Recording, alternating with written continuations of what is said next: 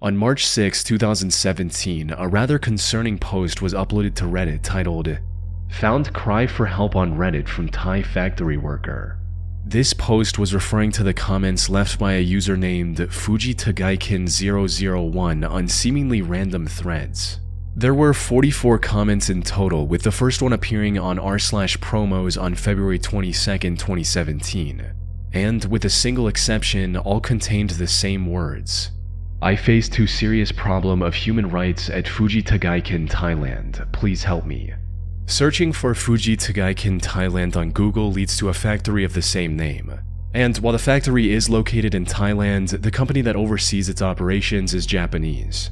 So, from the looks of things, these comments were likely pleas for help from someone who had to work in horrible conditions at this factory, possibly even against their will, which sounds a bit absurd at first, but is actually quite plausible. You see, Thailand has a major modern-day slavery problem, primarily in its fishing industry, but can also extend to other industries as well, with over 400,000 people being forced to work for little to no compensation. Additionally, Japan is also notorious for what's known as its black companies, which force employees into exploitative, sweatshop-like environments with unpaid overtime and harsh working conditions. Given these issues, it's not unreasonable to imagine a Japanese worker getting stuck working at a factory in Thailand with no escape in sight, and all they were able to do is beg for help on the internet. They were likely not proficient in English, which would explain the grammar mistakes. Also, the vast majority of comments they left were on the most mainstream subreddits, like pics, GIFs, space, gaming, and some others, suggesting they likely weren't familiar with Reddit either and might have just clicked on the top subreddits they came across and commented on the first post they saw. However, this is where this theory starts breaking down.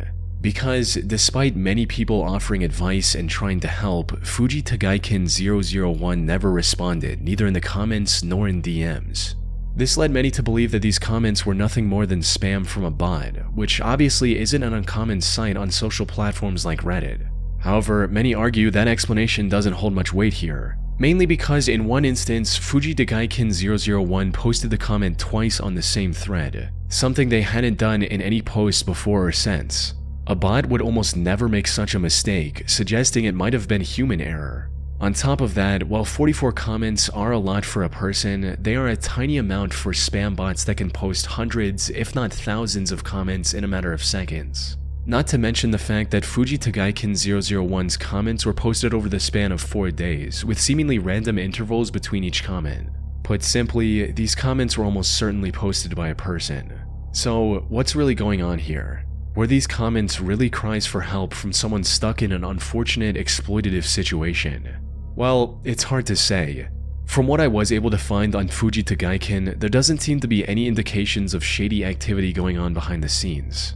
After FujiTagaikin001's story caught some attention, several people reported the company to organizations like Amnesty International. But the company is still operational to this day, and I didn't find any news coverage of anything bad being discovered at their factory in Thailand. It does have a few dozen negative reviews on Google, but almost all of them were posted after FujiTagaikin001's comment became popular on Reddit. One possible theory is that these comments were posted by a troll or a competitor with the express goal of tarnishing FujiTagaikin's reputation. However, there's currently no evidence that supports or contradicts this theory. The most likely explanation that I was able to come up with stems from the only comment FujiTagaikin001 made that strayed from the usual pattern. Translated into English, it reads, "FujiTagaikin, I'm being subjected to power harassment in Thailand." The power harassment mentioned in this comment is a specific Japanese term used to describe workplace bullying, usually by a superior. And while it is bad, it's not as extreme as the slavery situation many on the internet assumed it to be. Here's what I believe might have happened. A Japanese employee working at FujiTagaikin's Thai factory was likely getting harassed by one of their superiors. Frustrated with their situation, they turned to the internet for help. But since they weren't fluent in English, they used a tool like Google Translate, which unfortunately made their comments sound far more serious than intended. Now, this is still nothing more than an educated guess. There are still many questions that remain unanswered, like why did they choose to spam it across largely unrelated subreddits? Or why did they stop commenting after 4 days? People on Reddit also discovered another one of their accounts named Help001001001 with similar comments. But that didn't provide any useful clues either, leaving the true intentions of Reddit user FujiTagaikin001 a mystery to this day. On October 27, 2019, a newly created Reddit account named Snapped Fingers made a post on r/advice looking for help with his deteriorating mental condition, stating, "Seeing and hearing things that aren't there. Lately I have been seeing and hearing things that aren't there even more than normal. Most of the time it's small things like seeing spiders on me in my peripheral vision only to look at them and they disappear.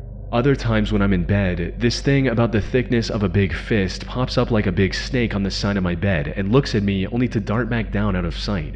Whenever I investigate, nothing is there. Rarely, there's full body visual hallucinations.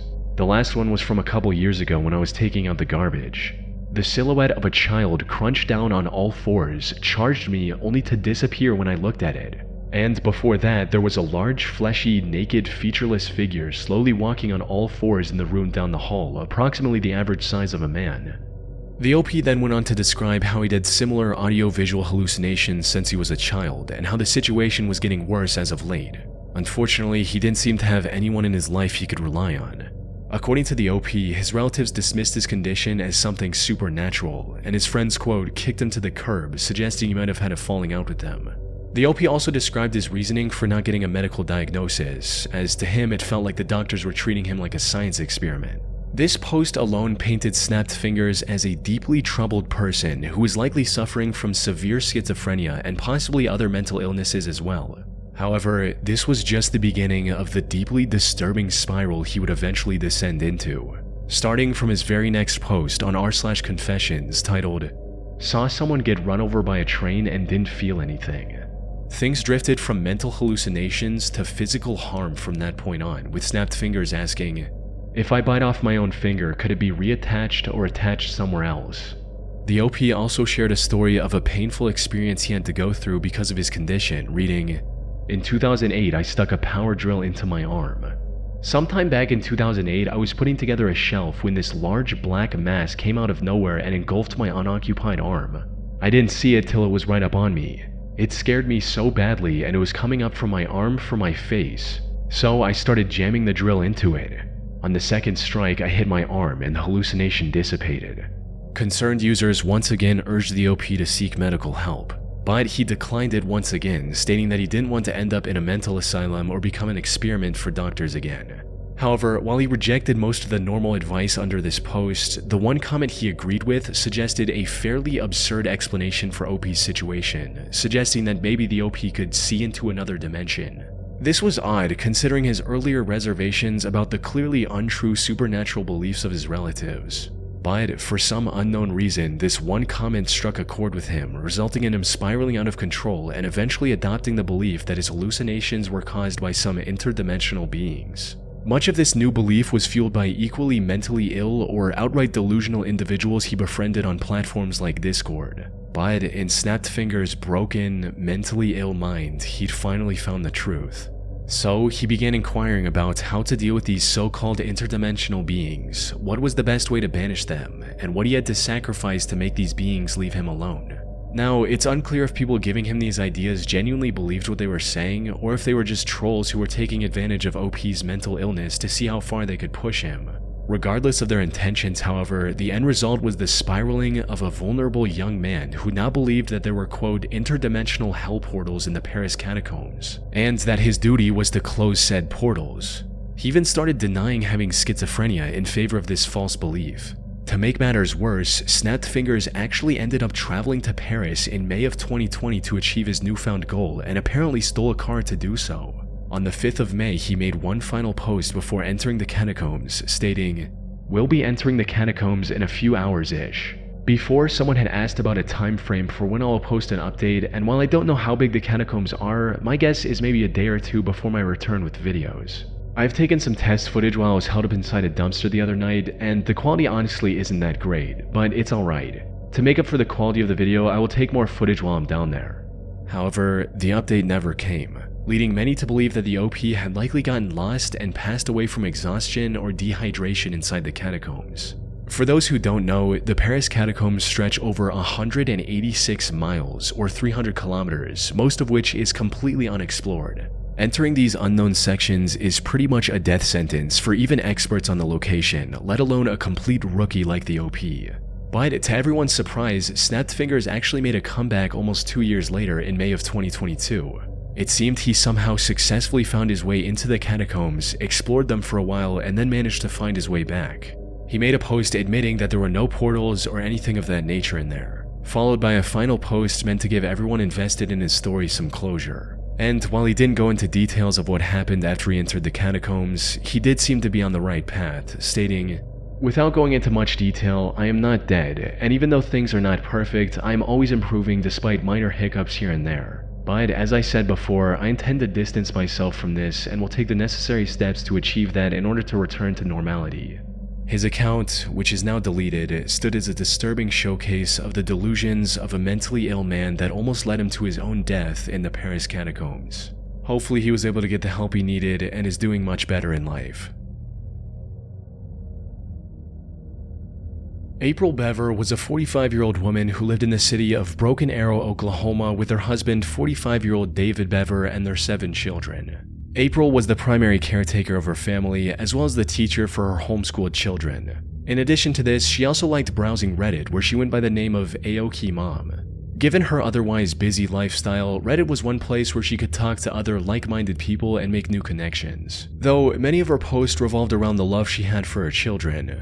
On a post discussing the financial benefits of not having any kids, April wrote, "I have 7 children and we have always lived on one income and have never had any government assistance or needed it. We have a 4,700 square foot house, 2 newer cars, and my kids do not do without. There are childless people that do not have this. Life is about making good job or income choices and then making the best money choices based on your income. I would never give up having any of my children so I could have more money. They are amazing people and the world would benefit by having them in it. And nothing I could buy or invest in could compare to giving a person a chance to have a life." Put simply, there was nothing April treasured more than her family. Sadly, her time with this family was cut short in 2015, in what would later be remembered as one of the greatest tragedies of Broken Arrow, Oklahoma. On July 22, 2015, the Broken Arrow Police Department received a 911 call from 12-year-old Daniel Bever, April and David's 3rd son. Broken Arrow 911. Hello? Hello. Hi, where are you at? Broken Arrow, Oklahoma 7411. What address? 709 Magnolia Court. Okay. Are you the only one there? No, my brother's attacking my family. Your dad is attacking your family? No, my brother. He has an idea stealing me. The call ended shortly after, and any subsequent attempts from the police to contact the family were unsuccessful. Officers rushed to the scene as quickly as they could. When they reached the Bever house, the front door was locked, so they forced their way in. However, nothing could have prepared them for the massacre they were about to witness on the other side of that door. The first person officers found was 13-year-old Crystal lying in the hallway in a pool of her own blood. She'd been stabbed multiple times, including a slash across her throat. Despite her injuries, however, she was conscious and managed to tell the officers that her 2 older brothers, 18-year-old Robert and 16-year-old Michael, were the ones responsible for everything. Further inside the home, officers found the remains of the rest of the family, all with dozens of stab wounds. April was in especially rough shape, with a later autopsy report confirming over 48 wounds on her body. The only one left unharmed was the youngest, 2-year-old Autumn. However, Robert and Michael were nowhere to be seen. Fortunately, investigators were quick to determine that they might have escaped from the back door, and it wasn't long before the 2 were located and subsequently arrested, hiding in the woods behind their home. When asked about it, Robert said that he was proud of what he had done. Later interrogation also revealed their motive, which boiled down to imitating the actions of other mass murderers they had read about on the internet. They wanted to start with their own family and then leave a trail of blood across many states. Fortunately, they were caught before they could execute this plan completely. They stood trial multiple times over the next few years and were found guilty on the charges filed against them. Michael was sentenced to 5 consecutive life sentences, while Robert was given 9 for being the primary mastermind behind the crime.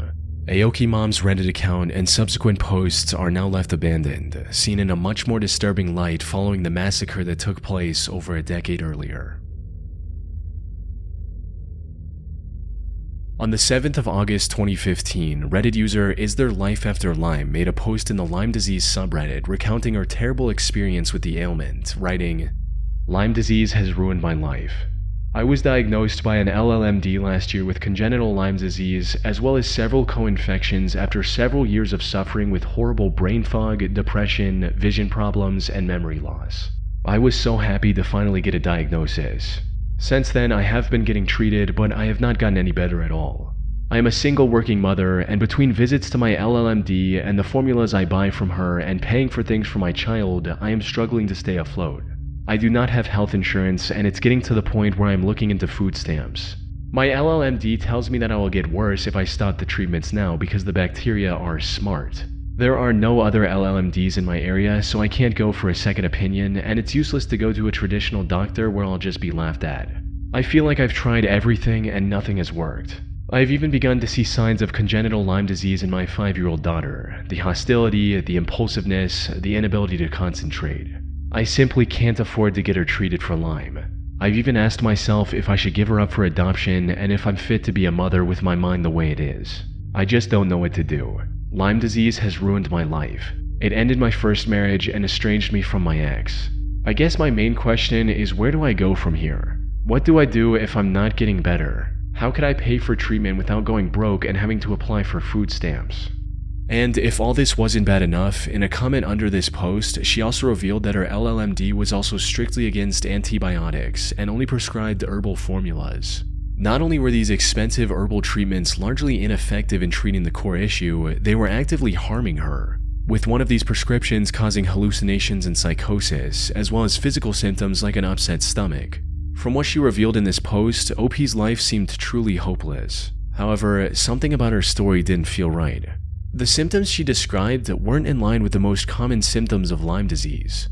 More importantly, she herself admitted that all of her Lyme disease tests were actually negative, and that her entire diagnosis, and by extension treatment, was based on a single test that came back inconclusive. Either her LLMD was taking advantage of her, or she was lying about her life to gain sympathy from other Redditors. In either case, something was very wrong.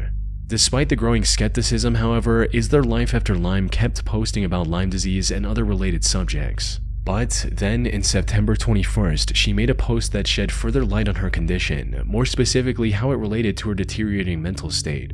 In it, she recounted a psychotic episode she experienced at the grocery store earlier that week, where voices were screaming at her to buy specific things or they would hurt her. Most users who saw the post urged her to seek professional help, which would have likely helped her get her life in order. Surprisingly, she agreed with these suggestions, promised to admit herself into a psych ward, and stopped posting entirely. Unfortunately, by the time she returned in 2016, her mental state had somehow gotten significantly worse. She started rambling about random conspiracy theories relating to everything from the child-free subreddit to the Pizzagate conspiracy and how it all relates to Lyme disease. Is There Life After Lyme had officially gone off the deep end, and her situation was getting worse with each passing day. By 2018, her posts had become completely unreadable. These nonsensical posts were occasionally interrupted by her disturbing cries for help as well. But she didn't respond coherently to anyone who reached out to her, which was extremely concerning for many. This went on till February 2019, after which she completely disappeared from the internet, leaving many to wonder what actually happened to her. However, some Reddit users weren't concerned at all, since in their eyes, the entire Is There Life After Lyme account was nothing more than a clever hoax. And it's easy to see why.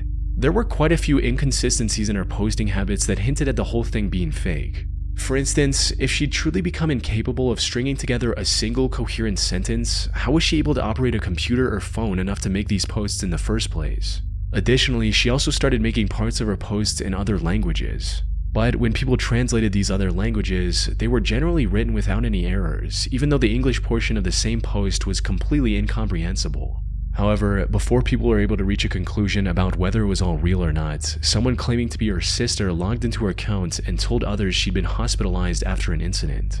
If we assume the whole thing was fake from the start, it's possible the person behind the account noticed the skepticism and introduced the sister character to wrap up the story. On the other hand, if everything about Is There Life After Lyme was genuine, this remains as one of the most haunting cases of mental deterioration archived on the internet.